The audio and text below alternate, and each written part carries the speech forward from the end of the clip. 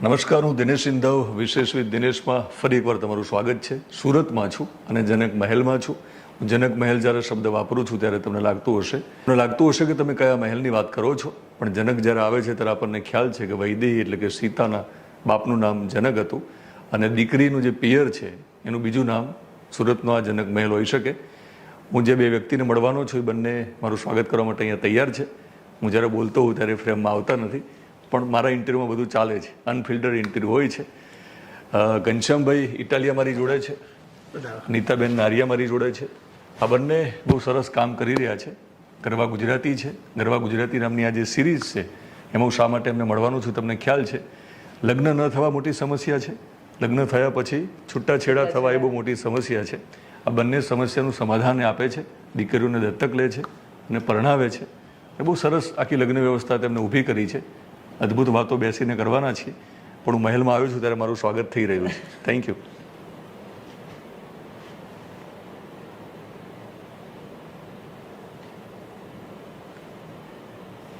Thank you.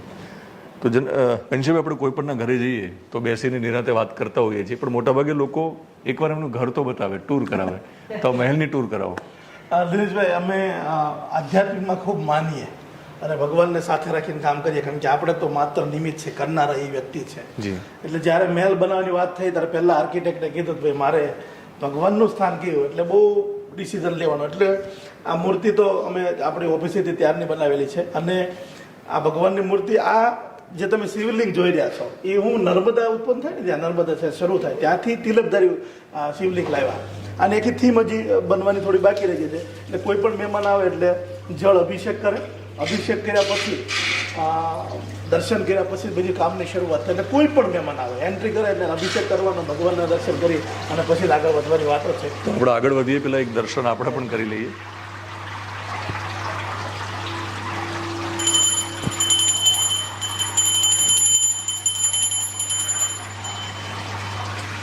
તિરંગો અહીંયા જોવા મળે છે.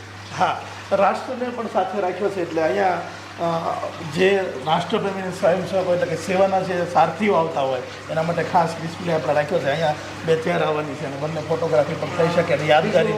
ભારત દેશ છે આપણો, એ આપણી જે વારસાગત પરંપરા છે કે આપણી જે ઋષિમુનિઓથી ચાલતી પરંપરા છે, લગ્ન વ્યવસ્થા છે, એના નામે જ આખા વિશ્વની અંદર પ્રખ્યાત છે. તો જ્યારે રાષ્ટ્રનું નામ આવે ત્યારે આમને સાથે રાખીને એટલા માટે કે આપણી પરંપરાને સાથે લઈને ચાલવાનું છે. મોડર્ન તો છીએ જ, પણ મોડર્નની સાથે સાથે આપણી પરંપરા ન ભૂલાય એ આપણા રાષ્ટ્રનું ગૌરવ છે. આપણે એના નામે જ વિશ્વમાં ઓળખાઈએ છીએ, તો એ આપણા માટે પ્રથમ હોવું જોઈએ. એટલા માટે તિરંગાની સ્થાપના. વ્યવસ્થાના ભાગરૂપે આ મહેલ આપણો આધુનિક મને લાગે છે, થોડો નવો જમાનો છે, પણ પરંપરા હજુ તમે જાળવી છે. મેં અંદર પેલા ચાકડા ને બધું જોયું છે હમણાં આવ્યો ત્યારે, એ બતાવશો. લગ્ન લખવા માટેનો ઓડિટની વાત થઈ ગઈ. હવે આમાં અલગ અલગ ડિપાર્ટમેન્ટ બનાવેલા છે જે અમારે ઘટતું હતું બધું.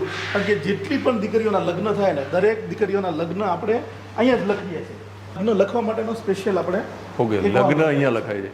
અને તમે જુઓ કે આપણે કોઈ પણ જગ્યાએ જતા હતા પહેલા, તો જ્યારે જે ભરતકામ લાગેલું હોય ને, બરાબર, લગ્ન આવ્યા લાગે છે, લગ્ન જેવું લાગે, ઢોલ વાગતો હોય કે લગ્ન હોય ત્યારે. તો આ સ્પેશિયલ અલગ અલગ જગ્યાએથી અલગ અલગ સ્પેશિયલ ઋષિકેશથી મંગાવવામાં આવ્યું છે. એટલે ત્યાંનું ભરતકામ જે છે એ અલગ અલગ ભાતીગળ સૌરાષ્ટ્રનું બી છે, બહારનું બી છે, કે જેથી કરી અને આપણને એવું લાગે કે દીકરીના ખરેખર લગ્ન થઈ ગયા છે. જૂની જે પરંપરા હતી કે આપણા ભાતીગળ જે લોકો ચડાવતા હતા એ પ્રમાણેનું જ આપણે ઘરની સજાવટ કરી. જો બહાર પણ બધું કોઈ પણ આવે તો એમ લાગે કે લગ્ન છે. આખી ઓફિસ પણ એવી લગ્નની થીમ પાડી આપણે બનાવી. અહીંયા ગોર મહારાજ બેસીને લગ્ન લખવાના છે, એની બધી જ વસ્તુ પડેલી છે. ગોર મહારાજની બધી વસ્તુ છે અને અહીંયા બેસીને લગ્ન લખશે. લગ્ન અહીંયા લખાય છે. લગ્ન લખવા માટેનું જ છે. લગ્ન સમજવાનું, લગ્ન લખવાનું. કારણ કે લગ્ન આવતા હોય ત્યારે એક મહિનો પહેલા આવશે કે કેટલા વાગે મુહૂર્ત આવશે, જાન કેટલા વાગે, બધું સમજાવવા માટેનું પણ સ્પેશિયલ આ હોલ છે અમારો. આ સિસ્ટમ જ્યારે શરૂ કરી ને ત્યારે કોરોના દરમિયાન અમને એક લંડનથી એવોર્ડ મળેલો. તો એમને એ પણ પછી અમે જ્યારે પ્રોફાઇલ મૂકેલી કે અમે સગાઈને લગ્ન પણ આવે એને ઇન્ટરેસ્ટ પડ્યો કે એ વળી કેવી અલગ રીતે. તો લંડન પાર્લામેન્ટની અંદર પણ સર્ટિફાઈ થયેલી આ આપણી સિસ્ટમ છે. લંડન આપણને એવોર્ડ મળ્યો છે કે આ જે સિસ્ટમ છે વિશ્વની પહેલી સિસ્ટમ છે. એના આ બધા વિશ્વના અલગ અલગ સર્ટિફિકેટ છે. એવોર્ડ સન્માન પત્ર છે, પણ આના વિશ્વની જે અલગ અલગ છે. તો લંડન પાર્લામેન્ટમાં આપણને એવોર્ડ મળેલો છે કે આ સર્ટિફાઈ થયેલી વિશ્વની પહેલી સિસ્ટમ છે. બીજા એવોર્ડ ત્યાં આપણે જોઈ શકીએ છીએ. હા, હવે 5 વર્ષથી તો દિનેશભાઈ જવાનું પણ અમે બંધ કરી દીધું. બિલકુલ, બિલકુલ. સન્માન નહીં લેવાનું, મહેમાન તરીકે નહીં જવાનું, જેટલું કાર્ય કર્યું આ 15 વર્ષનું આ અમારી કમાણી છે, કહેવાય ને આ કમાણી છે. ઓફિસે દરરોજનું 2 દીકરીઓનું જોવાનું થતું હતું. ઓકે. જ્યારે અત્યારે 1 by 1 સવારથી સાંજ સુધી 9 દીકરીઓનું જોવાનું ગોઠવાય એ રીતના ગોઠવેલું છે અહીંયા. જે તમે અહીંયા બેસો છો બંને? હા, ઓકે. એટલે અહીંયા જે દીકરીને જોવાની એટલે આ પ્રોસેસ અહીંયા થાય પ્રોસેસ અહીંયા થતી હોય છે. સામે પક્ષ દીકરી પક્ષ બેઠા હોય, સામે દીકરા પક્ષ બેઠા હોય, બંનેના મિટિંગ માટેની રૂમો ગોઠવેલી છે કે સ્પેશિયલ મિટિંગ કરવા જતા રહે અને ત્યાર પછી પરિવારવાળા જોડે બેસીને ડિસ્કસ કરે. બિલકુલ. બંને પક્ષના પરિચય આપ્યા પછી દીકરા દીકરીની વાત તો પણ કરાવવી જ પડે. એ વાત કરવા માટેની સ્પેશિયલ આ એક કેબિન છે. આવી 3 કેબિન છે અલગ અલગ જગ્યાએ, પણ આ એક જોવા માટે છે. અહીંયા દીકરા દીકરીને બેસીને અને બંને વાત કરે છે અને પછી આપણે એને આગળ વધારીએ છીએ. દીકરા દીકરી અહીંયા બેસીને વાતચીત કરે છે. જો વાત બને તો બંને આગળ વધે છે, પણ આપણે આગળ વધવું છે આ વિડીયોમાં. નિરાંતે બેસીને આપણે વાત કરવી છે અને ઘણા બધા સવાલો હું કરીશ. આમ તો તમે ઘણા બધા સવાલો કરો છો જ્યારે પ્રશ્નો આવે ત્યારે દીકરા દીકરીને કેવા સવાલો કરો છો એ પણ હું તમને સવાલ કરીને પૂછું ત્યારે તમે જવાબ આપશો. તો આપણે અહીંયા જ ક્યાંક એક સરસ સેટઅપ કરીને તમારો ઇન્ટરવ્યૂ કરીએ છીએ. ચોક્કસ. ગરવા ગુજરાતીમાં બે એક એવા ગુજરાતીને મળવું છે કે જેમનું કાર્યની વાતો સાંભળીને એમના કાર્ય વિશેની માહિતી મેળવીને તમને ગૌરવ થવાનું છે. અને મને લાગે છે કે જ્યારે આપણને ગૌરવ અપાવે તેવા ગુજરાતી આપણી વચ્ચે હોય તો એમની વાતો તમારા સુધી પહોંચવી જોઈએ. હું સુરતમાં છું, ઘનશ્યામભાઈ ઇટાલિયા છે અને નીતાબેન નારિયા મારી જોડે છે. આ બંને એટલા માટે ગર્વ છે આપણા માટે કે એમને બહુ સરસ કામ કર્યું છે. આપણા સમાજમાં લગ્ન વ્યવસ્થા જે વર્ષો જૂની છે અને લગ્ન એક સંસ્કાર છે, અનેક સંસ્કારોમાંનો એક સંસ્કાર લગ્ન છે. તો લગ્ન વ્યવસ્થા તૂટી રહી છે, લગ્ન વ્યવસ્થા ખતરામાં છે, કારણ કે લગ્ન થતા નથી અને જો લગ્ન થાય તો ટકતા નથી. આ બંને જે ગંભીર સમસ્યાઓ છે એ સમસ્યાઓ પર તેમને કામ કરવાનું શરૂ કર્યું. દીકરીઓને દત્તક લેવાનું શરૂ કર્યું, દીકરી દત્તક યોજના તેમને શરૂ કરી, દીકરીઓને પરણાવવાનું શરૂ કર્યું. આ પિયર છે દીકરીનું. અને હું પિયર શા માટે કહું છું એ તમે એમની વાતચીતમાં તમને ખ્યાલ આવશે.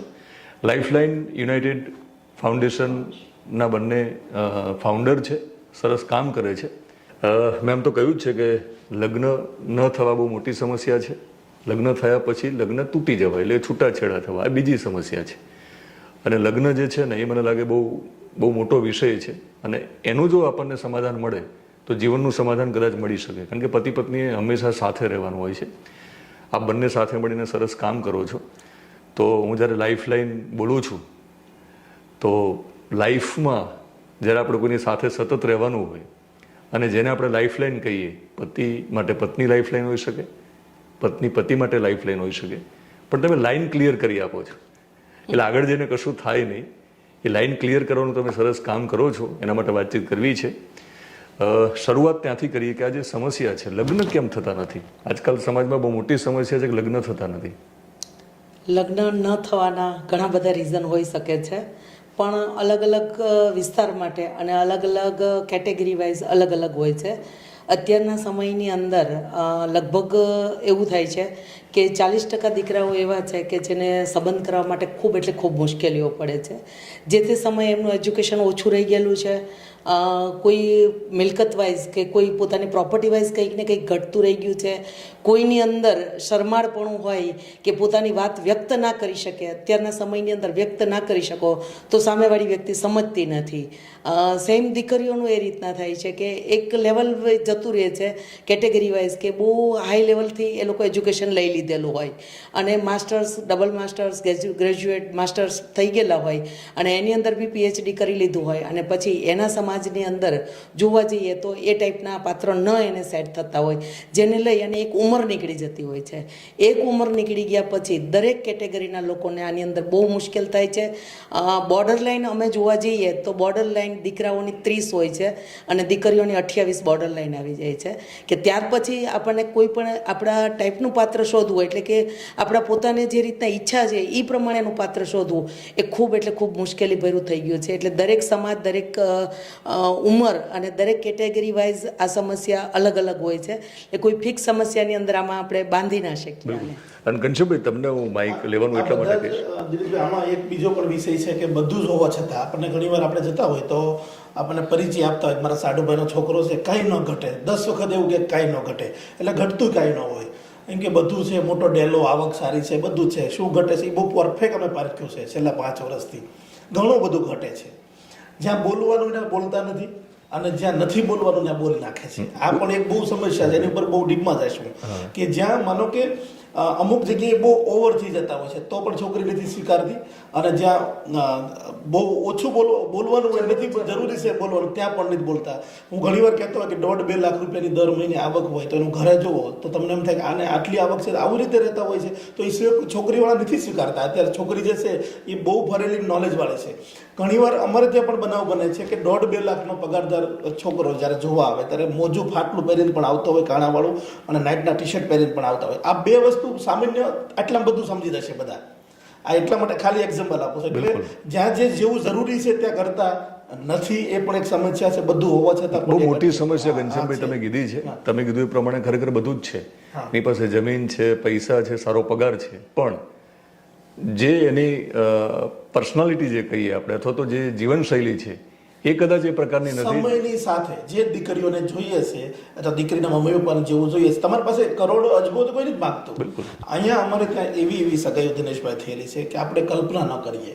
કરોડોની જમીન હોય, જાયદાદ હોય, એને છોકરો એ પસંદ નથી કરેલો, અને જેની પાસે કાંઈ ન હોય એને પસંદ કરેલો છે. વાતમાં જો આગળ ઘણી બધી આવશે તો આમાં પણ એક બહુ સમજવા જેવી છે કે જેની પાસે સેન નથી થતું એ પણ એને સમજવાની જરૂર છે. એટલે આ પોઈન્ટમાં બિલકુલ તમે જે કીધું કે સમસ્યા અને લગ્ન નહીં થવાના ઘણા બધા કારણો છે.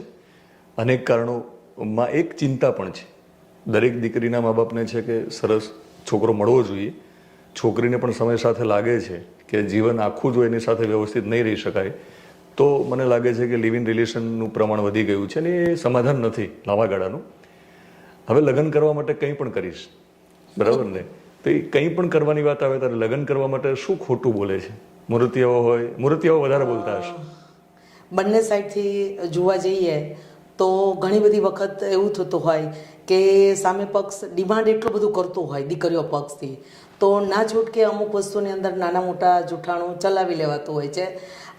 કોઈને આપણે હર્ટ કરવા માટે આ વાત નથી મુદ્દો તમે સમજાવો એટલા માટે કે જ્યારે સગાઈની વાત આવે, લગ્નની વાત આવે ત્યારે ખોટું કોણ અને કેવી રીતે બોલે છે?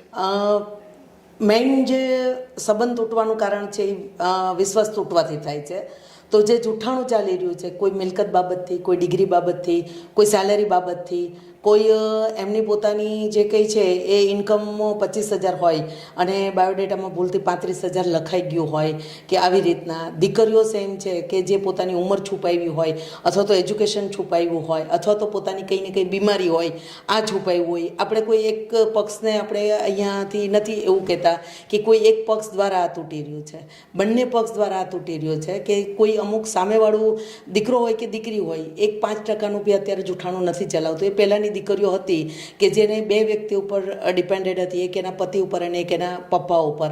તો સાસરે જાય એટલે એના પતિ ઉપર જ ડિપેન્ડેડ રહેવું પડતું હતું, એટલે નાનું મોટું હોય તો ચલાવી લેતા હતા. અત્યારે કોઈ ચલાવતું નથી. એટલે સામે પક્ષે કોઈ મિલકત બાબતથી, કોઈ ડિગ્રી બાબતથી, કોઈ સેલેરી બાબતથી, કોઈ ઉંમર બાબતથી છુપાવ્યું હોય તો એક વસ્તુ જે જૂઠાણું છુપાવે છે એને લઈ અને બીજી વસ્તુ પર વિશ્વાસ નથી બેસતો.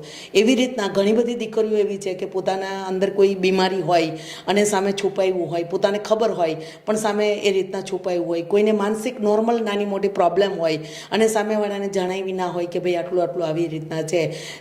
એ જ બાબતથી ઘણી બધી દીકરીઓ એવી રીતના કે પહેલાં ઉંમર થઈ ગયેલી હોય અને પછી હવે એની ઉંમરના છોકરાઓ સેટ ન થતા હોય તો થોડી ઘણી બાબતથી એમાં બી જૂઠાણું બોલતા હોય છે અને નોર્મલ નાના મોટા આવી સમસ્યાઓ આગળ જઈને બહુ મોટું સ્વરૂપ ધારણ કરતી હોય. પણ પેલો રોલો પાડે છે ને ઘણીવાર સગી કરવા જવા માટે છોકરાવાળા, એ શું હોય છે? માઇક થોડું ઊંચું રાખજો.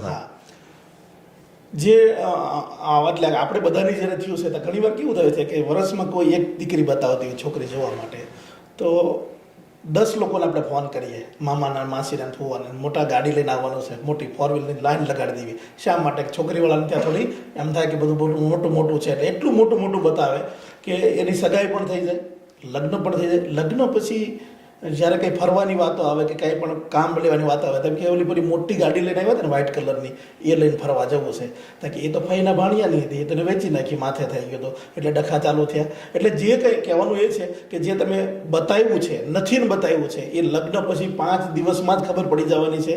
તો એ બતાવ્યા પછી જે ડખા થાય છે એની કરતાં નેચરલી લઈ અને કે ભાઈ આટલું જ છે ને આવું છે તો એમાં બહુ સારી વાત છે. એટલે મોટાભાગે આ થતું હોય છે ને એમાંથી પછી પાછળથી સમસ્યા ઊભી થતી હોય છે લગ્ન પછી. ઘનશ્યામભાઈ, લગ્ન ન થતા હોય ને તો મેરેજ, થોડું માઇક ઊંચું રાખજો, લગ્ન ન થતા હોય તો મેરેજ બ્યુરો છે આપણા ત્યાં, એ કરાવી પણ આપે. ઘણી એવી સાઇટ પણ છે ઓનલાઈન પ્લેટફોર્મ પર, એ કરાવી પણ આપે. પણ છૂટાછેડા એક બીજી સમસ્યા મેં કીધી છે, એનું સમાધાન એ લોકો પાસે નથી.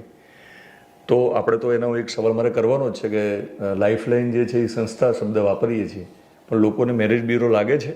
અને જો લાગતું હોય તો તમારો જવાબ શું છે, મેરેજ બ્યુરો છે કે નથી?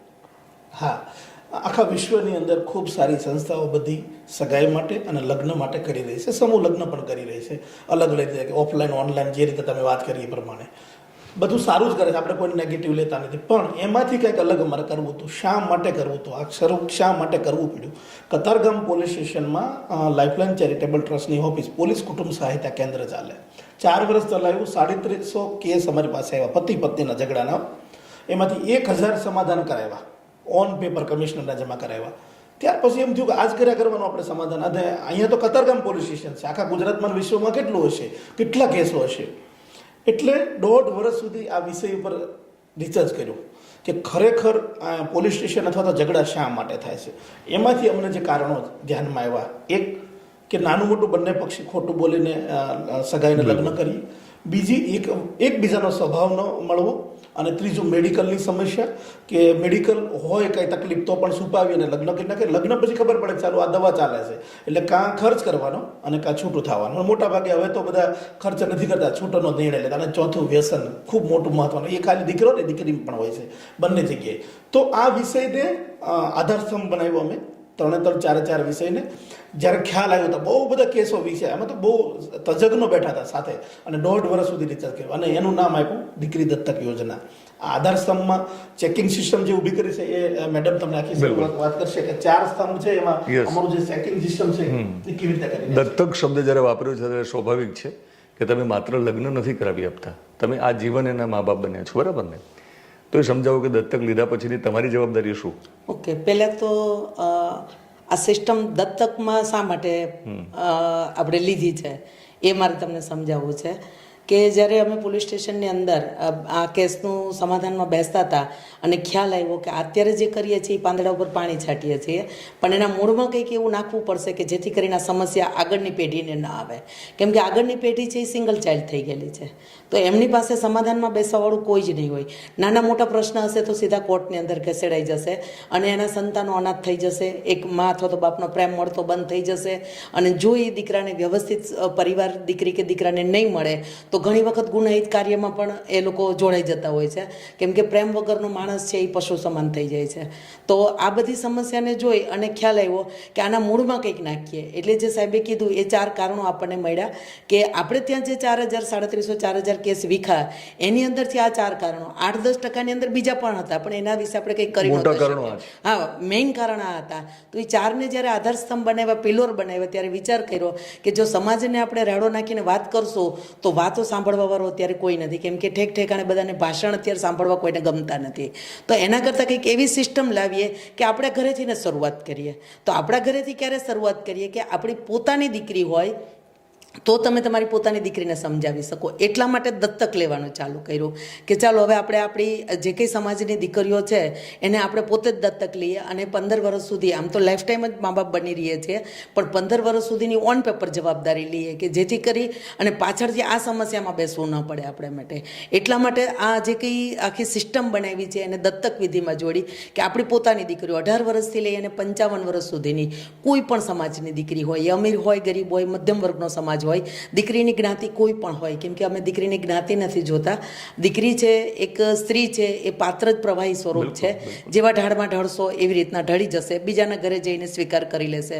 એટલે એમને દત્તક લેવાનું ચાલુ કર્યું કે દત્તક લો દીકરીઓને અને મા બાપ જ બનો. એમના માતા પિતા છે એના, પણ પાલક માતા પિતા તરીકે આપણે રોલ નિભાવીએ. આ દીકરીઓને એક દત્તક વિધિમાં જોડવાની સંસ્થાની અંદર, એટલે કે આ તો નામ એક સંસ્થા છે, પણ આ દીકરીનું પિયર છે, આ દીકરીનું પોતાનું ઘર છે અહીંયા આગળ, અને દીકરીના પોતાના મા બાપ છે અહીંયા માટે બેઠેલા છે, એનો પરિવાર છે. દીકરીને દત્તક વિધિમાં જોડવાની, એમને જે કંઈ છે એ ડોક્યુમેન્ટ્સ જેમ દીકરાના ચેકિંગ થતા હોય છે એમ દરેક દીકરીઓના પણ ડોક્યુમેન્ટ ચેક થાય છે. માત્ર દીકરીઓની મિલકત ચેક નથી કરતા, કેમ કે મિલકત લઈને એને જવાનું ના હોય. બાકી જેટલું પણ દીકરાનું ચેકિંગ થાય એનું 5 ગણું ચેકિંગ દીકરીનું પણ વધારે કરીએ છીએ, કે જેના ઉપર અમે 15 વર્ષની સાઇન કરવાના છીએ કે અમે મા બાપ છીએ, અને એટલા માટે તમે બધી જવાબદારી લઈએ છીએ. ત્યાર પછી એમને ઇન્ટરવ્યૂમાં દીકરીને આગળ વધવાનું હોય છે. ઇન્ટરવ્યૂ થઈ ગયા પછી એ દીકરીની યોગ્યતા પ્રમાણેનું પાત્ર બતાવવાનું, સંબંધ કરવાનું, સગાઈ કરવાની, લગ્ન કરવાના, કરિયાવર કરવાનો, કન્યાદાન કરવાનું. કન્યાદાન કર્યા પછી 15 વર્ષ સુધી નાના મોટા પ્રશ્ન લગ્ન જીવનની અંદર 10 વર્ષની અંદર આવી જતા હોય છે. 10-12 વર્ષ પછી દરેક પતિ પત્નીનું જીવન એવું હોય છે કે જેને જવાબદારીના બોજ નીચે જીવવાનું હોય. મા બાપની જવાબદારી હોય, સંતાનોની જવાબદારી હોય, કોઈને ફેમિલીની જવાબદારી હોય, કોઈને સમાજની જવાબદારી હોય, અલગ અલગ જવાબદારી હોય છે. એટલે ત્યાર પછી બધા પોતપોતાની રીતે ગોઠવાઈ ગયેલા હોય છે. પણ 15 વર્ષ સુધી હકીકતની અંદર આ દીકરા દીકરીઓને મા બાપની જરૂર પડે છે કે નાના મોટા પ્રશ્ન આવે તો સમસ્યાને સોલ્વ કરવા માટે આપણે હોય તો એને કદાચ આપણને 9 દેખાતો હોય, એમને 6 દેખાતો હોય, તો આપણે એને સમાજનો નજરિયો બતાવી શકીએ કે બેટા આમ ના હોય, આમ હોઈ શકે. એટલા માટે 15 વર્ષની ઓન પેપર જવાબદારી લઈ અને આ દીકરીઓને અહીંયાથી સાસરે વળાવવામાં આવે છે. કંચનભાઈ, તમે જવાબદારી લીધી. આપણે જવાબદારી વારંવાર શબ્દ વાપરીએ છીએ, પણ મને લાગે છે કે તમે જે પ્રકારનું શરૂઆતમાં કામ કર્યું તમને લાગ્યું કે આ જવાબદારી ઉઠાવવી પડશે સ્વયં, અને તમે ઉઠાવી. તમે થીગડા નથી મારતા. ઘણીવાર શું થાય કે થીગડા મારવા ને બહુ સરળ છે. ફોર એક્ઝામ્પલ, કોઈને ઠંડી લાગતી હોય ને ધાબળો ઓઢાડવો, કોઈ ભૂખ્યું હોય ને એને ખવડાવવું, એ આઈ થિંક મને લાગે ટેમ્પરરી થીગડા છે. એ પુણ્યનું કામ છે, ભગવાન એની નોંધ લેતો હોય છે. પણ એવી વ્યવસ્થા ન કરીએ કે એને ફરીવાર ધાબળો ન ઉઢાડવો પડે, એવી આપણે વ્યવસ્થા ના કરી કે એને બહાર ઊંઘવું ના પડે, તો કદાચ તમે એને થીગડા ના મારે કે ભાઈ. તો થીગડા ના મારવા પડે એના માટે તમે જે સમાધાન લાવ્યા છો એ સમજવું છે કે શરૂઆતની આખી પ્રક્રિયા સમજાવો કે તમારા ત્યાં આવે કોઈ તો દીકરીને, જે દીકરા પાસે તમારે પરણાવીને મોકલવાની છે, તો આખી શું સિસ્ટમ કામ કરે છે? આખા વિશ્વની અંદર કોઈ પણ જગ્યાએ ગુજરાતી રહેતા હોય, એ છોકરો હોય કે છોકરી હોય, દીકરો દીકરી હોય, આખા વિશ્વ માટે છે, મૂળ ગુજરાતી હોવા જોઈએ. ઓનલાઈન પ્રક્રિયા છે. અમારો નંબર જે છે એ ઓફિશિયલી નંબર એ જ આપણે સ્ક્રીનમાં બતાવશું. તે એ નંબર ઉપર બાયોડેટા કોઈ પણ દીકરા દીકરીને મોકલવાના છે, કોઈ પણ દેશમાં રહેતા હોય. જેવો બાયોડેટા આવે છે, રજીસ્ટ્રેશન થાય છે અને મેસેજ જાય છે. મેસેજ ગયા પછી જે વિસ્તાર નજીક થતો હોય, સુરત, રાજકોટ અને અમદાવાદ, અમારી મિટિંગ જનરલ જાણકારી માટેની થતી હોય. કારણ કે લોકો મેરેજ બ્યુરો સમજતા હોય, બીજું સમજતા હોય, એટલે આ કંઈક અલગ છે. તો એ દીકરો અને મમ્મી પપ્પાને સાથે 2.5 કલાક એક મિટિંગ સમજવા માટે આવવાનું છે કે આ પ્રક્રિયા આવી રીતે ચાલવાની છે, આમાં તમારી તૈયારી હોય તો આગળ વધી. એટલે જાણકારી માટે આવે છે. ત્યાર પછી એની તૈયારી હોય તો ઓફિશિયલી એમનું ફોર્મ લેશે, ઓફિસથી બોલાવીને, અને ફોર્મ લીધા પછી એને ઘરે લઈ જવાનું. એ 9 પેજનું અમારું ફોર્મ છે. એ લખશે કે મારે જમીન છે તો 7/12ની નકલ ફરજિયાત મૂકવી પડશે. જે પણ લખશે, હોન્ડા સિટી જૂનું છે જૂનું, અમે કે ભાડે રહેતા ભાડે લખો, જે હોય, કોઈ ખોટું બોલવાની જરૂર. સેલેરી લખશે તો એનો પગાર સ્લીપ, વર્ષનું બેંકની સ્ટેટમેન્ટ બેંકમાં આવતું હશે તો, અથવા તો સેલેરી સ્લીપ એને ફરજિયાત મૂકવી પડશે. જે તમે લખો છો તો એનું પૂરું. અને સ્થાવર મિલકત માનો કે કીધી કે એને આટલા મકાનો છે અમારે, એની પણ 7 દસ્તાવેજની ઝેરોક્ષ ફરજિયાત મૂકવી પડશે. એ મૂકશે ત્યાર પછી અમારી કમિટી જે વડીલોની છે એ ચેક કરવા જશે કે આ 37 નંબરનું મકાનનું જે આ દસ્તાવેજ આપ્યો છે કે નહીં. એને ફોટોગ્રાફી, વિડીયોગ્રાફી પણ થશે. એ આખું કેવાયસી જેમ બેંકમાં હોય, આખું ચેક થયા પછી એ ફાઇલો ઓફિસે આવે છે. ચેક કર્યા પછી એને ઇન્ટરવ્યૂમાં બોલાવવામાં આવશે. ઇન્ટરવ્યૂ એટલે કે કેવા પ્રકારનું પાત્ર જોઈએ છે એ લખાવવામાં આવવાનું છે, અને એનો સ્વભાવ જાણવા માટે જે સ્વભાવ મેળવવાની વાત છે. તો 357 પ્રકારનો તો સવાલો છે. એને ઇન્ટરવ્યૂમાં જ પસાર થવું પડે, દીકરાને દીકરીને બંનેને. એટલે હું જે વાત કરી રહ્યો છું ને કેવાયસી, એ બંનેની છે. દીકરા દીકરીને બંને, માત્ર દીકરાની નથી, બંનેની. ઇન્ટરવ્યૂ લીધા પછી એ અમારું સોફ્ટવેર છે, એની અંદર મેચિંગ સિસ્ટમમાં જાય છે. એટલે કે આખા વિશ્વમાં કોઈ જગ્યાએ રહેતા હોય તો એને જોઈન્ટ થવું હોય, તો આગળ વધવું હોય તો એને ઓનલાઈન પ્રોસેસ અમારી બાયોડેટા મોકલવા પડે. બાયોડેટા તો ખાલી માત્ર રજીસ્ટ્રેશન માટે છે, તો અમે ડિલીટ મારી દઈએ. બાયોડેટા સિસ્ટમ અહીંયા છે જ નહીં, અમને કામના નથી. એટલે ઓનલાઈન બધી પ્રક્રિયા ચાલે છે. એમને કીધું કે આટલા બધા સવાલો, એટલે આપણે તો સ્વયંવર જોયા છે જૂના કાળમાં, અને જૂના વડીલો આપણે ક્યારેક જતા તો આપણને પૂછ્યા વગર આપણી સગાઈ કરીને આવતા, અને મોટાભાગે એવું બનતું કે સફળતાનું પ્રમાણ નિષ્ફળતાનું પ્રમાણ એમાં ન જઈએ, પણ કદાચ યોગ્ય હશે તો જ કર્યું હશે, અથવા તો એમના આપેલા વચનના કારણે એમના કારણે પણ કદાચ લગ્ન જીવન વ્યવસ્થિત ચાલતા હશે બધા. એવું રહ્યું નથી અત્યારે. તો જે સવાલો તૈયાર કર્યા છે એ સવાલો કેવા પ્રકારના, અને ફોર એક્ઝામ્પલ કેટલાક સવાલો તમે બોલી શકો, કેવા સવાલો કરો છો? ઓકે, આ જેટલું કંઈ સેકન્ડ નંબરનું જે રીઝન છે કે એકાબીજાનો સ્વભાવ મેચ ન થવો, એને લઈ અને અત્યારે જે કપલો તૂટી રહ્યા છે 2-3-4 મહિનાની અંદર તમે કોઈનું ફેમિલી તૂટું હોય અને તમે પૂછો એટલે એક જ રીઝન હોય કે સ્વભાવ મેચ નહીં થયો. એટલે પહેલાંના સમયની અંદર હતા એ મેચ કરી લેતા હતા, જ્યારે અત્યારે નથી થતું તો એના માટે રસ્તો બધાએ શોધી લીધેલો છે. તો હવે જો આગળ આ ન થવાનું હોય તો વરસ 1.5 વર્ષ માટે જે કંઈ મેચિંગ કરવાનું છે એના માટે એક જે કંઈ એજ્યુકેટેડ પાત્ર છે તો એને સામે એજ્યુકેટેડ પાત્ર જ જોઈએ છે. તો એની એકાબીજાની લાઈફસ્ટાઈલ કેવી છે એ પહેલાં જોવામાં આવે છે. એટલે કે દીકરા દીકરીનો સ્વભાવના 357 સવાલ છે.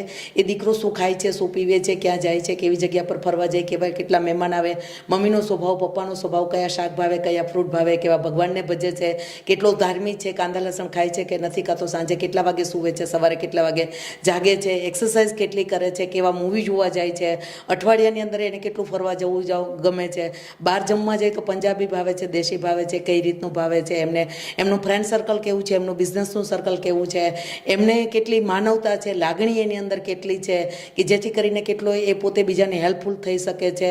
આવા બધા 357 સવાલની અંદરથી પસાર થવું પડે. વ્યસન કરે છે એ પણ? હા, વ્યસન કરે છે એ પૂછીએ તો છીએ, પણ એની સાથે સાથે એક પેરામીટર રાખેલું છે કે જ્યારે મેડિકલ કરીએ છીએ ત્યારે મેડિકલની અંદર વ્યસન કરતા હોય તો પણ આવી જાય છે, જેથી કરીને એક દીકરીના બાપ એકદમ નિરાતે સૂઈ શકે.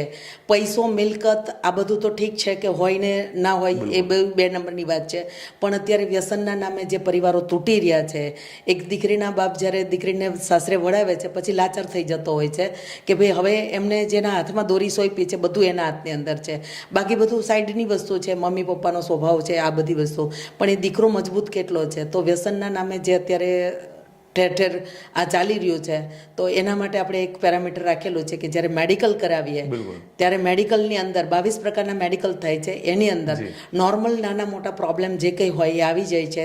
થેલિસીમિયા જેવી બીમારી છે, સિકલ સેલ્સ જેવી બીમારી છે, હોર્મોનલ તકલીફો હોય છે, અને બીજી કંઈ જે કંઈ આપણને થાઇરોઇડ, ડાયાબિટીસ સાથે ડૉક્ટરે જે સજેસ્ટ કર્યું છે ગાયનિકે, એ બધી જ વસ્તુ, અને એમની સાથે સાથે દીકરો કે દીકરી વ્યસન કરતા હોય તો પણ આવી જાય છે. માત્ર એકલા દીકરાઓ માટે નથી, અત્યારે 20-25% દીકરીઓ પણ વ્યસન કરતી થઈ ગયેલી છે. તો આ જે વ્યસન કરતી દીકરીઓ છે, જે સામેવાળો પરિવાર છે એ એમનો સંસ્કાર છે, એમનો વારસો છે, એ એમના હાથમાં જ સોંપવાનો છે. તો ઘણી વખત સારા પરિવાર છે, ધાર્મિક પરિવાર છે, જો એમની સાથે આવું પાત્ર સેટ થાય તો એમને ક્યારેય પરવડે નહીં. હા, દરેકનો સ્વભાવ પોતાની પ્રમાણે યોગ્ય જ છે, આપણે કોઈને નથી કહેતા કે એમનો સ્વભાવ ખરાબ છે, પણ જો એમના સ્વભાવનું પાત્ર સાથે એમના સ્વભાવવાળું જ પાત્ર સેટ થાય તો એમને જિંદગી જીવવાની મજા આવે. એટલે 357 સવાલની અંદર આ બધું જ નોર્મલ ઇન્ટરનલ એ કેવો છે અથવા તો ઇન્ટરનલ દીકરી કેવી છે કે જેથી કરી અને સામે એકાબીજાને મેચ કરી શકે. આ 300 ઘણીવાર આ વિષય ઉપર જ મારે આગળ વધવું છે, કારણ કે દર્શક મિત્રો આ જોવાના છે એટલે ખૂબ અલગ રીતે વિચારે ને એટલા માટે સ્પષ્ટતા કરવી છે. આખા વિશ્વની અંદર કોઈ એક સમાજ કે એક કોઈ ગુજરાત નથી, આખા વિશ્વમાં સગાઈ કરવા માટેની અત્યારે તકલીફ છે. અમે જ્યાં પણ હમણાં દુબઈમાં અમે સેમિનાર કર્યો, 350 દીકરા દીકરી દુબઈમાં આવ્યા, સગાઈની તકલીફ ત્યાં પણ છે, 350 આવ્યા. યુકેમાં અત્યારે રજીસ્ટ્રેશન ચાલુ છે, 500 રજીસ્ટ્રેશન તો અત્યારે થઈ ગયા. તો મારે જે દર્શક મિત્રોને વાત કરવી છે કે આ કોઈ ડિમાન્ડ નથી દીકરી માટેની કે તમે 7 બારની નકાલ આપો તે આ આપો તે, એટલે ઘણાને એવું થાય કે આવું બધું માગે છે, હજી વધારે ડિમાન્ડ કરે તો છે, અને આવા સવાલો કરે છે, તમારે શું ગમે એટલા વાગે હોય તો શું ફરક પડે. પણ આ દીકરા સુખી થાય, દુઃખી ન થાય એના માટેનું છે. જે અવિશ્વાસનું વાતાવરણ ઊભું થયું છે, કોઈ વિશ્વાસ કરતા નથી સગાઈ કરવા માટે, તો આ અમારે દીકરીવાળાને કંઈ નથી આપવાનું. તમને પૂછી છે એ તો અમારે મેળવવા માટે, તમારી દીકરી, તમારો સ્વભાવ આવો છે તો દીકરીનો સ્વભાવ આવો હોય તો આખી જિંદગી તકલીફ ન પડે, એ તમને સુખી કરવા માટે, દીકરાને સુખી કરવા માટેનો છે. આ કોઈ ડિમાન્ડ નથી. તો સગાઈ માટે તમે જ્યારે સોફ્ટવેર છે આપણું, મેચિંગ કરે છે. મેચિંગ કર્યા પછી તમે બંનેને જ્યારે રૂબરૂ બોલાવો, હા, તો એ નક્કી કર્યા પછી જ તમે બંનેનો સમય એ બચાવતા આગળ હું તમને બતાવું છું. એટલે મારે ખાસ આ દર્શક મિત્રોને એ કહેવાનું છે કે અમારી કોઈ નવી ડિમાન્ડ નથી, કાંઈ નવું ઘણા એમ કે ને કે નવું લઈને આવ્યા પાછા, એક તો છે નહીં. એટલે જે અવિશ્વાસનું વાતાવરણ ઊભું થયું છે ત્યાં ઓન પેપર આપણે બતાવી છે કે ભાઈ આટલું જ છે ને આવું જ છે, આમાં તમારી તૈયારી છે તો આપવાની, પછી સ્વભાવ મેળવવાની વાત છે, જે પાછળથી તકલીફ ન પડે. અને મેડિકલ બંને માટે ખૂબ જરૂરી છે, દુઃખી ન થાય. ગ્રહો મેળવતા હોઈએ છીએ આપણે લગ્ન પહેલા, પણ જે તમે મેડિકલ ચેકઅપની વાત કરી છે, થેલેસેમિયા બોલો તો લોકોને યાદ છે, પણ ઘણી બધી બાબતોમાં કદાચ આપણને ખબર જ નથી. થેલેસેમિયાનું પણ આપણે તો નથી કરાવતા, બરાબર ને? એ તો એ કરવું જોઈએ પણ નથી કરાવતા. બીજી કઈ કઈ મેડિકલ એટલે કયા કયા રોગો અને કેટલા પ્રકારના રોગો? 22 પ્રકારના રોગો, 22 પ્રકારના મેડિકલ થાય છે. લગભગ જે જનરલ બેઝિક જોઈએ ને એમાં કોઈ જ બાકી નથી. જે પેકેજ અંદર આપતા હોય ને મેડિકલમાં કે આટલું જરૂરી છે જીવનમાં, બધું જ આવી જાય. આંખના નંબર પણ અમે ચેક કરીએ છીએ અને માનસિકતા જેટલું પણ આવતું એમાં બધું. કારણ કે હમણાં મને ખબર પડી કે એક જગ્યાએ એવું બન્યું કે એક દીકરીને જ્યારે પરણાવીને મોકલી સાસરે, તો ખબર પડી કે એના પતિને એડ્સ છે, હા, HIV છે. ખબર પડી કે એની પહેલાં જેની વાઈફ હતી એને પણ એડ્સ હતો, તો એ છુપાયું એમને. એટલે દુઃખી થઈ જાય ને, પછી બંને પાત્ર દુઃખી થઈ જાય. તો HIV સુધીનું આપણે મેડિકલની અંદર પતિ પત્ની જ્યારે જોડાતા હોય ત્યારે મેઇન જરૂરી હોય છે કે એના બાળકોની અંદર વારસામાં ન આવે એવી બીમારીઓ ના હોવી પડે. કે બંનેના સેલ્સ જ્યારે ભેગા થાય ત્યારે એ સેલ્સની અંદર એના બાળકનો જન્મ થવાનો હોય છે. તો એવા જે છે એડ્સ બી આવી જાય છે, HIV જે કંઈ કે આપણે એ બી બધું આવી જાય છે, સિકલ સેલ્સની બીમારી આવી જાય, થેલિસેમિયાની બીમારી જેવી આંખના નંબરો આવી જાય, ગાયનિક અમુક પ્રોબ્લેમ હોય છે કે અત્યારે તમે જોવા જાઓ તો લગભગ 15 બાળકે એક બાળક ઓટિઝમ જન્મે છે બાળક. તો આ બાળક જન્મવા માટેના સેલ્સ બહુ મોટા ભાગ ભજવતા હોય છે. તો આ બધું ના થાય એટલા માટે જે ગાયનિકે આપણને સજેસ્ટ કર્યું છે કે મેડિકલ કરવું. આ તો બીજી બીમારી તો ઠીક છે કે તમને પોતાને છે ને ખ્યાલ આવે છે સામેવાળાને, પણ તમારો જે વારસો પેદા થવાનો છે એ વારસો આખી જિંદગી વ્યવસ્થિત નિરોગી રહી શકે એટલા માટે આટલા લગભગ એની અંદર 12 કે 13 પ્રકારના મેડિકલ એ આવે છે કે જે બંનેના સેલ્સ મેચ કરે છે બંને. તો આ લગ્ન માટે તમારો કોઈ સંપર્ક કરે, દીકરો અને દીકરી બંને, તો શું ખર્ચો થાય? હા, આખા વિશ્વમાં કોઈ પણ જ્ઞાતિની દીકરી હોય કે દીકરો હોય, સર્વ જ્ઞાતિ માટે એક તો સંસ્થા કામ કરી રહી છે. દીકરીને 1 પણ રૂપિયાનો ખર્ચ નથી. દીકરીની કંકુનું ડાબલી પણ આપણે વાપરતા નથી. એક ગણપતિ અને કુળદેવી લઈને જ આવવાનું છે એમને. બધી જ વ્યવસ્થા, એટલે કે એક દીકરીની પાછળ 5 લાખનો અમે ખર્ચ કરી રહ્યા છીએ. 1 લાખનો કરિયાવર, 1 લાખના બોન્ડ, 10,000 કુંવરબાઈનું મામેરું એક્સ્ટ્રા છે, 20 લાખનો મેડિકલ વીમો પેલો આપીએ છીએ અલગ. આંતરજ્ઞાતિ લગ્ન કરે તો 2.5 લાખ રૂપિયા મળવા પાત્ર છે સરકાર, જે એક જ્ઞાતિમાં સેટ થતું હોય. હવે રહી વાત દીકરાની, તો દીકરાવાળા જે ખર્ચ કરતા હોય, અત્યારે તમે જનરલ જોવા જાઓ તો 7-8 લાખ, 10 લાખ, 12 લાખનો ખર્ચો સામાન્ય માણસ પણ કરી નાખતો હોય છે. જે ખર્ચ કરતા હોય એનો 20% ખર્ચ સંસ્થામાં કરીએ. એ શા માટે થાય કે મોટા ભાગે સામાન અને વ્યવસ્થા બધી સંસ્થાની પોતાની છે.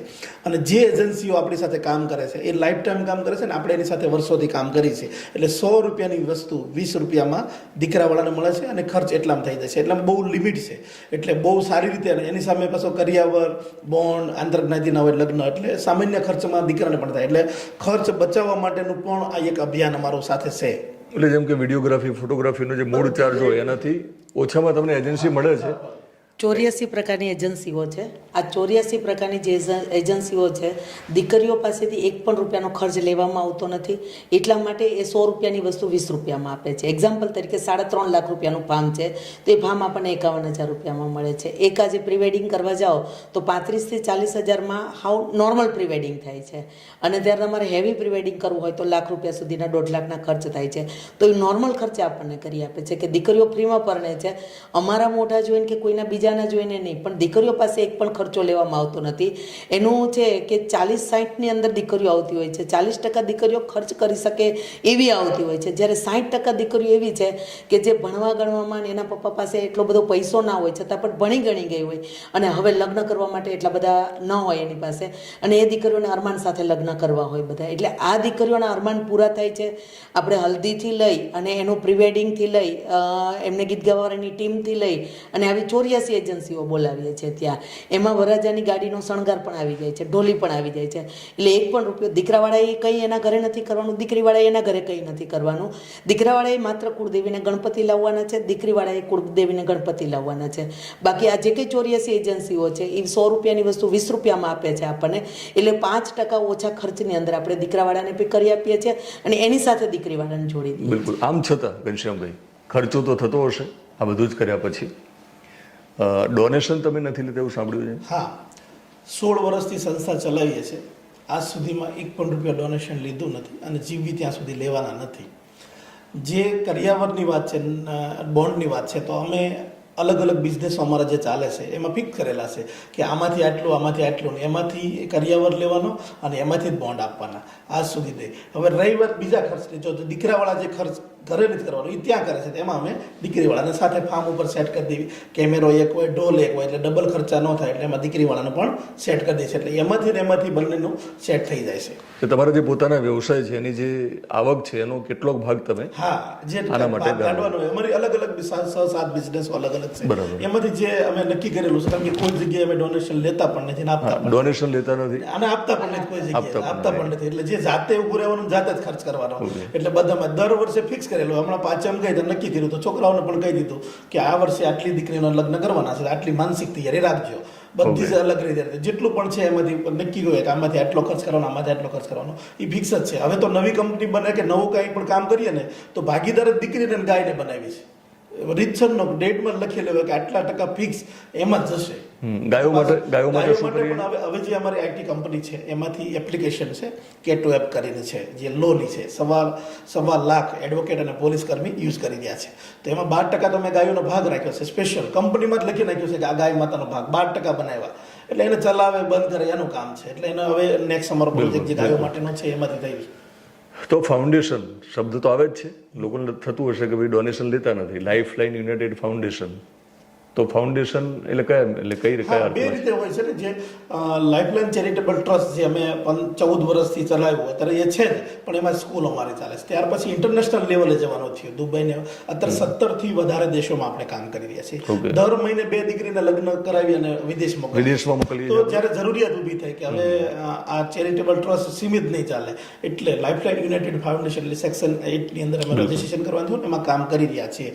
અને આમાં કોઈ ડાઉટ લાગતો હોય ડોનેશનનો, તમારા ઓફિશિયલી નંબર છે 2-3, ગમે ત્યારે 24 કલાકમાં 1 રૂપિયાથી 1 કરોડનું કે 5 કરોડની ઓફર કરવાની, સામેથી એક જ જવાબ આવશે, સોરી, માફ કરજો, અમે તમને શું મદદરૂપ કરીએ, અમે ડોનેશન લેતા નથી. આવું પહેલેથી છે અને હજી આજીવન રાખવાના છીએ. વિદેશમાં દીકરી આપવાની વાત આવે ત્યારે એક બીજી સમસ્યા છે, કારણ કે ત્યાં ગયા પછી જે એક પ્રકારના કિસ્સાઓ આપણી સામે આવે છે, અને ખાસ તો આપણે ન્યૂઝપેપરમાં પણ જોયું છે કે ડીએસપી, ટૂંકમાં આઈપીએસ પણ જો છેતરાતા હોય પતિની, આપણે જોઈએ જ છે ને ઘણા બધા કિસ્સાઓ, એને ઓળખવામાં, અને છેલ્લે ખબર પડે કે આ તો ઠગ નીકળ્યો એમ. અને વિદેશમાં જવાની વાત આવે ત્યારે બહુ ડર લાગે, દીકરીને મોકલવાની વાત આવે તો કેવી કાળજી લઈએ છીએ કે દીકરી અહીંયાથી વિદેશમાં જાય તો બહુ સલામત રીતે ત્યાં એ જે પાત્રને તમે શોધો છો એ કઈ રીતે નક્કી કરો છો? જેટલા પણ કન્ટ્રીની અંદર આપણે અત્યારે વિદેશની અંદર દીકરીઓ જાય છે ત્યાં આપણા કાર્યકર્તાઓ ઓલરેડી છે જ.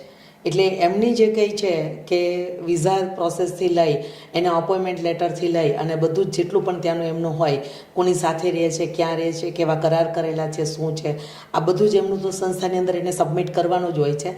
જેવું એમનું અહીંયાથી રજિસ્ટ્રેશન થાય અને જે તે કન્ટ્રીની હોય ત્યાં આપણા કાર્યકર્તાને પહોંચી જાય, અને ત્યાંથી આપણા કાર્યકર્તાઓ જે છે એ આપણને રિપોર્ટ આપે છે કે આ પાત્ર આવું છે. 15-20 દિવસ તો એમનું ઇનડાયરેક્ટલી રીતે ચેક કરે છે કે છોકરો ક્યાં જાય છે, શું કરે છે, કેવી રીતના છે, એ બધું જ. અને ત્યાર પછી આપણને રિપોર્ટ આપે છે કે આનું ફોર્મ લો કે નહીં લો એમ. દીકરીને બતાવવાની વાત તો દૂરની વાત છે, પણ જ્યારે એને ફોર્મ ભર્યું હોય ત્યારે જ આપણા કાર્યકર્તાઓ બધી એમની હિસ્ટ્રી કાઢીને આપે છે. અહીંયા તો એમનું જે કંઈ ડોક્યુમેન્ટ્સ બધા લેવામાં આવે જ છે, પણ એની ચેકિંગ પણ ત્યાં બધા જ કાર્યકર્તાઓ કરે છે, જેથી કરી અને જે દીકરીઓ બહાર જાય છે અને ત્યાર પછી પણ જ્યારે બહાર જવાનું થાય ત્યારે આપણા વકીલની સલાહ સૂચન મુજબ જ અહીંયા કામ થાય છે કે ભાઈ આવી રીતના છે ને આવી રીતના દીકરીઓ જાય છે. જે વિદેશની વાત છે હું થોડી ઉમેરવા માંગીશ કે અત્યારે દીકરો અને દીકરી ખૂબ ફસાય છે. ઘણીવાર ત્યાં લગ્ન થઈ ગયા હોય છોકરાના અને અહીં બીજા કરે છે, અને અહીંની છોકરીઓ આપણે કહી ન શકાય કે દીકરીઓ આકર્ષણ લગ્ન કરે છે, પણ કરે છે વિદેશ જવાના. તો એવી હમણાં તાજેતરમાં ખૂબ આવી, સુરતની પણ છે, ગુજરાતમાં ઘણી દીકરીઓ આવી છે, ત્યાં લગ્ન થઈ ગયા હોય અને અહીં બીજા લગ્ન કરે, અથવા તો બીજા કોઈ કામ માટે લગ્ન કરે ને પછી લઈ ન જાય, ત્યાં જાય પછી આ કાંઈ સુરત તો છે ને, હીરાબાગથી બસ મળી જશે, ત્યાં ગયા પછી કાંઈ શું છે ને કેમ જવું શું કહેતું. તો અત્યારે જે વાત છે હવે તમારી મજબૂતાઈ વધે, કારણ કે કોઈ દેશમાં અમારી દીકરીઓ નહીં હોય એવું નહીં બને. એટલે આ તો ઠીક છે, અમારી સિસ્ટમ છે જ ડિજિટલ ને કાર્ય કરતા, પણ હવે તો એવું થાય છે કે જે દીકરી 3-4 દીકરીઓ તો છે તો એને કહી બેટા જોઈ લેજે, કારણ કે એને તેને બેનને આપવાની છે. એટલે અમને સ્ટ્રોંગ દિવસે ને દિવસે વધારે સ્ટ્રોંગ થતા થઈએ. અને બીજું જે વાત કરીએ લીગલાઇઝ અમે ખૂબ કરીએ છીએ કે ભાઈ આમ થશે તો ઘણી દીકરીઓ એવી પણ થતી હોય છે કે જવા માટે પછી ત્યાં જઈને પાછો ડખા ઊભા કરે, મને વિઝા મળી જાય એટલે ત્યાં થઈને કે આવું નથી રહેવું, એવું પણ ઘણી વાર બનતું હોય છે. એટલે બંને તરફથી થતો, પણ એમાં પણ અમે બાંહેધરી લખાવી છીએ, ખાસ દીકરીનો પણ નોટરાઇઝ કરીએ છીએ ને કે ભાઈ જો આ થયા પછી આવું થશે તો આ પાત્ર મળવાને પાત્ર નથી, હકને પાત્ર નથી, એવું નોટરી કરીએ છીએ. એટલે દીકરો અને દીકરીને આમાં તો બહુ જ આ વાત તમે ઉખાડી સારું કર્યું.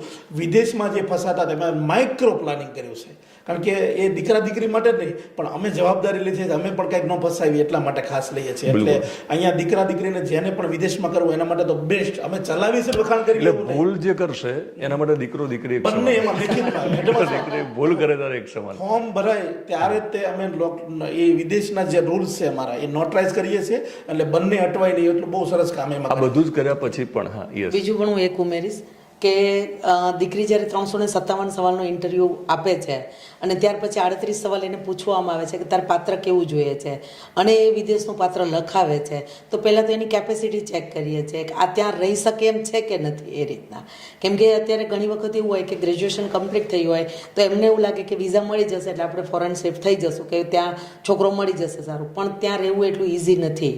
એ દીકરીની કેપેસિટી ચેક કરવામાં આવે કે તું ત્યાં કદાચ ને 12-15 કલાક કામ કરી શકે એમ છે, ત્યાંનો માહોલ છે એ માહોલને એક્સેપ્ટ કરી શકે એમ છે. જો એ દીકરી એ પોતે કેપેબલ હોય તો જ એ દીકરીને એ રીતનું પાત્ર બતાવવામાં આવે છે કે જેથી કરી અને સામે દીકરાઓને પણ હેરાન ના થવું પડે, કેમ કે ત્યાં સર્વાઈવ કરવું એટલું ઇઝી નથી. બંને માણસ હસબન્ડ વાઈફ બંને 13-13, 14-14, 15-15 કલાક કામ કરશે ત્યારે એ એમના ઘરનું સરળતાથી ચલાવી શકશે. આમ છતાં બધું કર્યા પછી પણ છૂટાછેડાનો રેશિયો હોઈ પણ શકે, અથવા તો કેટલાક કિસ્સામાં છૂટાછેડા થતા પણ હશે. તો એમાં શું એમ, એટલે માનો કે છૂટું પડવું હોય તો કેવી રીતે આપણે છૂટા કરીએ છીએ? આ બધું કર્યા પછી જે જનરલ પ્રશ્ન હોય છે એ તો આખું સિલેબસ ફિક્સ છે કે આટલા સવાલો આવે અને રિપીટ આવતા હોય. ઘણી વાર એવું થાય છે કે આ બધું કર્યા પછી અમુક સવાલો એવા આવે સિલેબસ બહારના વિચાર્યું ન હોય, કારણ કે સમયની સાથે ફેરફાર થતા હોય. પહેલાં મોબાઈલ નહોતો, મોબાઈલને લઈને પ્રશ્ન ઊભા થયા.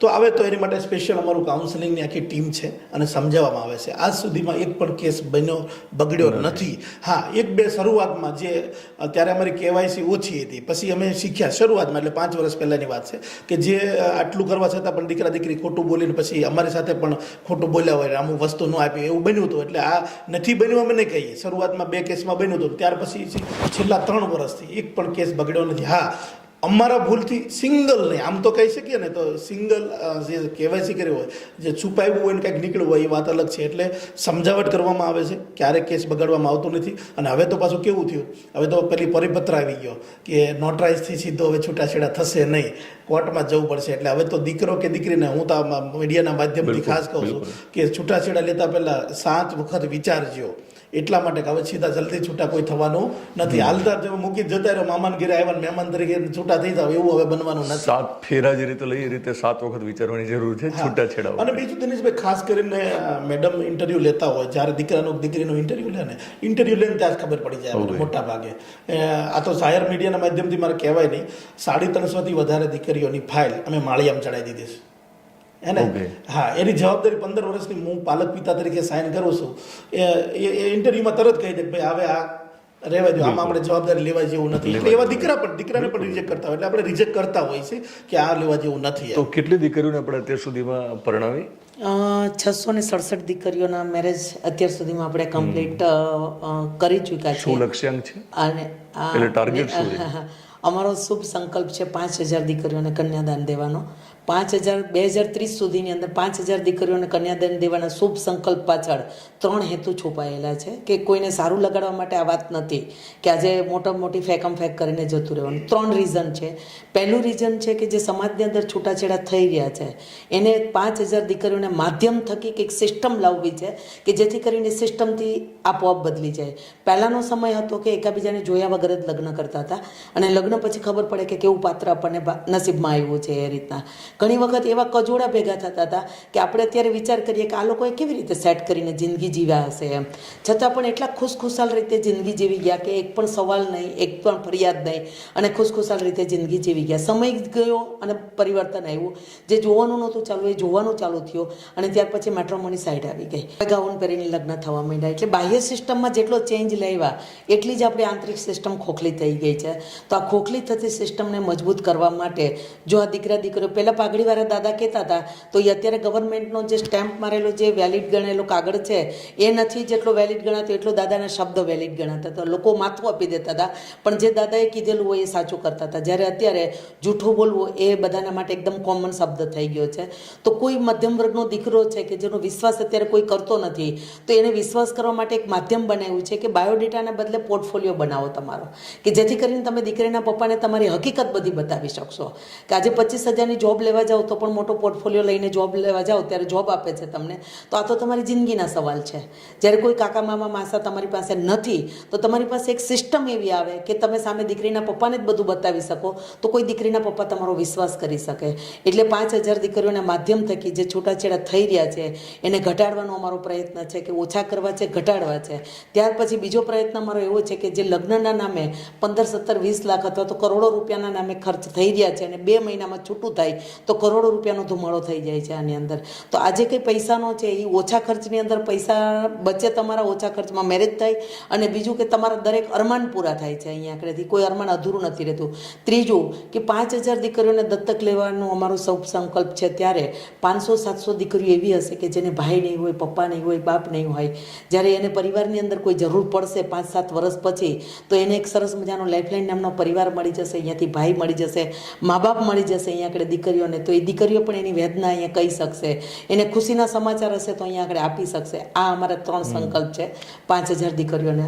એ બધી વાતો કરી જ છે, પણ આમ અરમાન શું છે? હજુ તમને શું કરવું છે જીવન પર્યંત? સમાજ વ્યવસ્થા છે ને જે અલગ અલગ રીતે ચાલી રહી છે સગાઈને લગ્ન માટે, કોઈ મેરેજ બ્યુરોથી બીજી ત્રીજી રીતે, એમાં એક સ્ટાન્ડર્ડ પ્રકારની સિસ્ટમ આવે, સ્ટાન્ડર્ડ પ્રકારની. આપણે બેંક ઓફ બરોડામાં જઈને ચેક નાખતા પહેલાં પૂછી છે કે માલિક કોણ છે ને માસી દીકરો કોણ છે ને અથવા તો કયા ગામનો છે તો જ હું પૈસા નાખું. એવી સ્ટાન્ડર્ડ પ્રકારની સિસ્ટમ ઊભી કરવી છે, જોકે થઈ ગઈ છે. એટલે કે હર ઘર લાઈફલાઈન, એક એક ઘરે, એટલે કોઈને પણ સગાઈનો કે લગ્નનો વિચાર આવે તો લાઈફલાઈન યાદ કરવા પડે. તો એના માટે શું કર્યું છે તો કે જેટલી પણ તકલીફો છે, નેગેટિવ જ શોધ્યું કે ક્યાં ક્યાં નેગેટિવ થાય, કે સગાઈ કરવામાં તકલીફ, વાતો કરવામાં તકલીફ, વચેટિયામાં બતાવવામાં તકલીફ, પછી લીગલ લાઇટમાં તકલીફ. આખા સંસારિક એટલે કે 15 વર્ષ સુધી જેટલી પણ પ્રશ્નો આવે એમને પોલીસ સ્ટેશનમાં મળ્યા જ છે. અને ત્યાર પછી પ્રેક્ટિકલ જોયું, જેટલા પણ પ્રશ્નો આવ્યા ને એને પરફેક્ટ એક વહીમાં આપણે સેટ કર્યું છે અને સ્ટાન્ડર્ડ એક સિસ્ટમ ઊભી કરી છે. અને એ સિસ્ટમને હજી દિવસે ને દિવસે વધારે સ્ટ્રોંગ થાય અને એવું મૂકીને જવું છે કે જબરજસ્ત. અમે ન હોય તો એક સિસ્ટમ એવી ચાલતી હોય કે કોઈ પણ, મેં કીધું એમ લગ્નની સગાઈની વાત કરે તો સીધા એમ કહેવા પડે કે તમે લાઈફલાઈનમાં જતા રહો આટલી. અને અત્યારે છે તમે જો જજને લગ્ન કર્યા, PSI, પોલીસ, ડોક્ટર, શિક્ષકો, કેટલી બધી દીકરીઓ 35 લાખ 50-50 લાખની પેકેજ વાળી દીકરીઓ BMW લઈને આવે છે. એ મારે સમજવું છે. મોટાભાગે આપણે એવું માનીએ છીએ કે લગ્ન ન થવાના ઘણા બધા કારણો છે, એમાં સામાન્ય પરિસ્થિતિ પણ હોઈ શકે, અને આવી દીકરીઓને તો કોઈ પણ પરણે ને 60-40 પહેલા વાત કરી તો એ તમારી 40% જે દીકરીઓ આવે છે, BMW વાળી દીકરીઓ કેમ આવે? 40% જે દીકરીઓ આવે છે જે 10 દીકરીને લગ્ન કરી શકે એટલી મજબૂત હોય, એને પાસે એટલા પૈસા હોય, એ દીકરીઓ એવી કહે છે કે જે ચેકિંગ સિસ્ટમ છે ને એ સ્ટ્રોંગ છે, KYC જે કહેવાય બેંકની એ રીતે એમની. તો મારા પપ્પા 7 બારની નકલ નહીં માગી શકે, મારા પપ્પા એનો સ્વભાવ કેવો છે એ ચેક નહીં કરી શકે, મેડિકલ નહીં કરાવી શકે, કારણ કે વચ્ચેવાળાને એમ કહે કે એને 7 બાર લાવજો ને કેટલી જમીન છે તો એ ખોટું લાગે, વાત જ નહીં ચલાવે. તો આ બધું ચેક કરેલી સિસ્ટમ છે. એટલે દીકરીઓ એમ કહે છે કે નહીં અમે ભરોસે છે ફૂલ, એકદમ કહેવાય ને બિંદાસ. અહીંયા તો માઇક્રો પ્લાનિંગ એટલે દિનેશભાઈ વાત કરવા જઈએ તો 15-20 કલાક થાય એટલું પ્લાનિંગ. એટલે નાની નાની પોલિસી. સાહેબ છોકરી જોવા આવવાનું હોય ને તો કેવા પ્રકારનું, કોને સાથે લાવવાના, અહીંયા નહીં પણ તમે બહાર પણ જોવા જાવ છો તો કોને કોને સાથે જવું, કેવો વ્યવહાર ને કેવી વાતો કરવી એ પણ ટ્રેનિંગ આપવામાં આવે છે. તો આપણે છે ને એવું પણ બને કે પ્રેક્ટિકલી એ કેટલાક વિડીયો પણ બનાવીશું આપણે કે કઈ રીતે આખી પ્રોસેસ થાય છે. કારણ કે એના માટે એક જુદો વિડીયો બનાવવો પડે, સમયની મર્યાદા છે. પણ જે પિયર છે એ દીકરીનું પિયર છે, એને તમે ગમે તેવા ઘરે મોકલો પરણાવીને, વિદેશમાં મોકલો તો પિયર ગમે. હા, એટલે પિયર જનક મહેલ જે છે એ દીકરીનું પિયર છે. તો જનક મહેલ નામ શા માટે અને પિયર કયા કયા? બહુ મુદ્દાની વાત કરી તમે.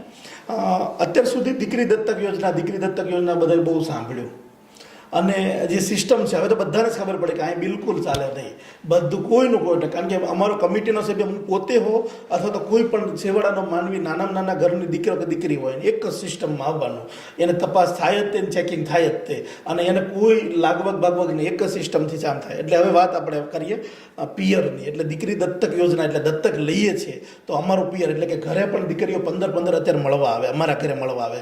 મુંબઈની, નવસારીની દીકરીઓ તો એવી છે કે મારા પપ્પાને ઘરે 2 વર્ષથી ગઈ અને 3 દિવસ અમારા ઘરે રોકાવા આવે છે.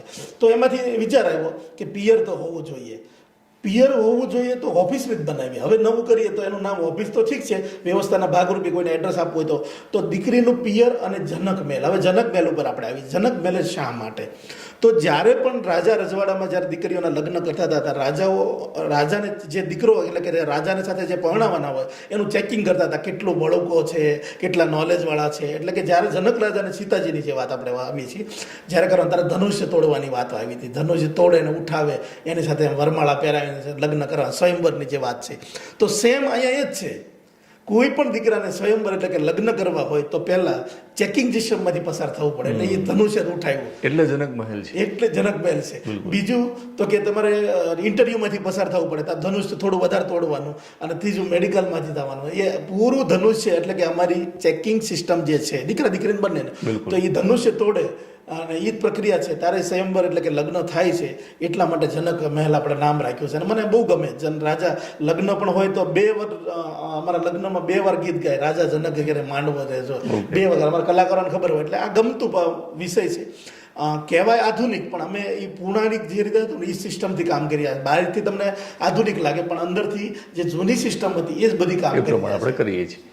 આમ તો ઘણા બધા સવાલો કર્યા છે, ઘણી બધી વાતો થઈ શકે, પણ કશું હજુ કેવું હોય છે મેં પૂછ્યું. જનક મહેલ વિશે એક નાનકડું ઉદાહરણ એટલા માટે આપવું છે કે સીતાજીનો જ્યારે સ્વયંવર થયો અને એને જ્યારે દીકરીઓ સાસરે વળતી, જ્યારે જનક રાજાએ બી મોકલી, અને જનક મહેલ એટલા માટે રાખવું છે કે સીતાજીને જેટલી પણ તકલીફ પડી એટલી તો આપણા જીવનમાં કોઈ દિવસ પડવાની પણ નથી. તો આ જનક મહેલમાંથી જેટલી પણ દીકરીઓ વળે, અહીંયાથી જેટલી દીકરીઓને સાસરે મોકલીએ, એ એક જ શબ્દને યાદ રાખીએ કે મારું પિયર કોણ છે, તો કે જનક મહેલ મારું પિયર છે, લાઈફલાઈન મારું પિયર છે. તો નાની મોટી તકલીફો આવશે કોઈ પણ પ્રકારની, તો આ તકલીફને હું સહન કરી લઈશ અને આ તકલીફમાંથી જ જીવન જીવવાનો નવો માર્ગ શોધીશ. એટલા માટે આનું જનક મહેલ નામ રાખ્યું છે.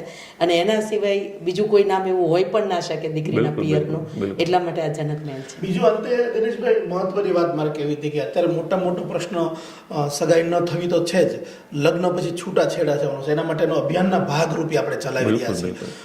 છૂટાછેડા થવા માટેના કોર્ટ કચેરી કેસ થાય, પૈસાની માંગ થાય. અત્યારે તમે સાંભળ્યું છે, હમણાં છેલ્લે એક બનાવું, નામ નહીં આપું સિટીનું, 1.25 કરોડ રૂપિયામાં છૂટું થયું. હે ને, 1.25 કરોડ રૂપિયા આપ્યા ત્યારે છૂટું થયું. આને બહુ જ બહાર મૂક્યો છે આપણા વિષયમાં. માત્ર સગાઈ નથી કરાવતા દિનેશભાઈ, છૂટું થવાનું થાય તો પણ કેવી રીતે થશે એ એડવાન્સમાં આપણે સાઇન કરાવી છે મંડપની અંદર. તો અહીંયા ન કરનાર આપણે ભગવાનને પ્રાર્થના કરીએ કે આટલી મહેનત કરીએ છીએ કોઈનું છૂટું ન થાય, પણ થશે તો કેવી રીતે થશે?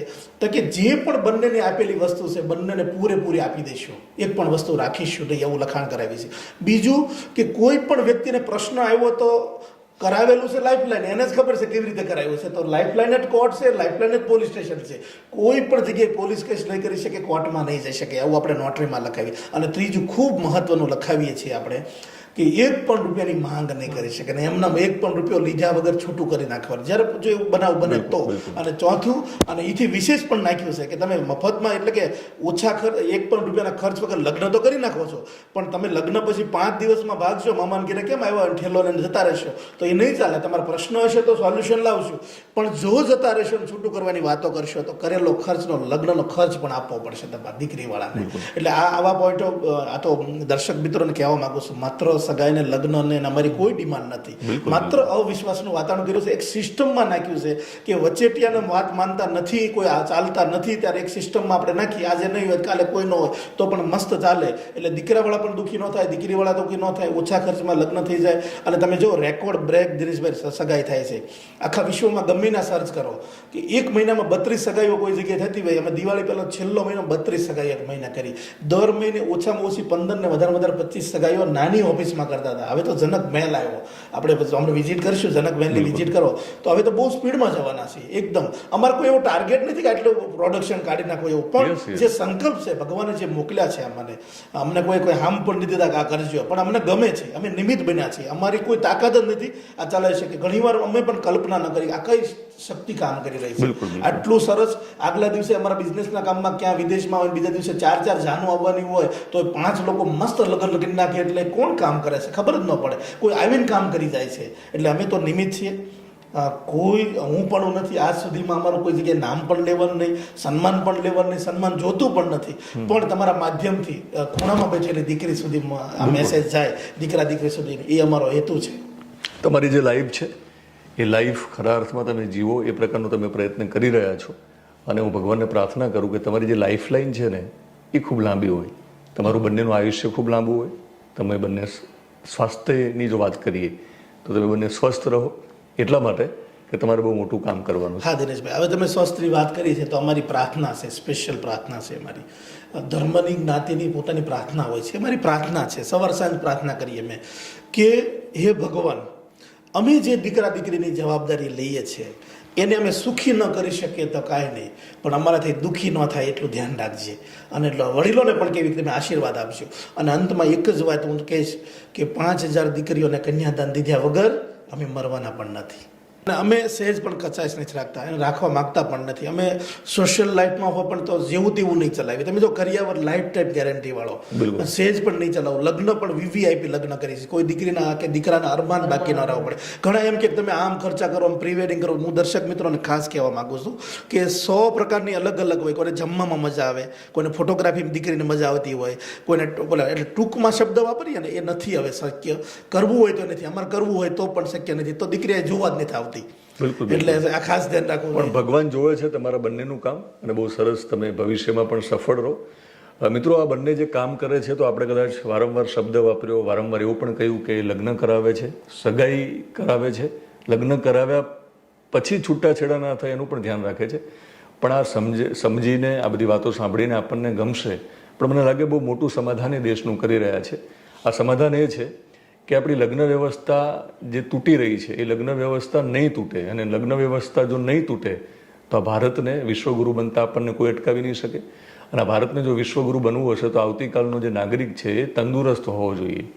એ તંદુરસ્ત ત્યારે હશે જ્યારે આ પ્રકારની પરીક્ષામાંથી પાસ થયો હશે, લગ્ન પહેલાં મેડિકલ જે ચેકઅપ થયા હશે, એના કારણે આવનાર જે ભાવિ છે, ભારતનું જે ભાવિ છે, જે નાગરિક છે તંદુરસ્ત આવશે. તો મને લાગે છે કે ન ખબર પડતા બહુ મોટું કામ બંને કરી રહ્યા છે. ઘણા બધા એવોર્ડ આપીએ તો પણ ઓછા પડે, પણ આજે ઓછા સમયમાં ઘણી બધી વાતો કરવાનો પ્રયત્ન કર્યો છે. એમને જ્યાં પણ જરૂર લાગશે ત્યારે હું ફરીવાર આવીશ.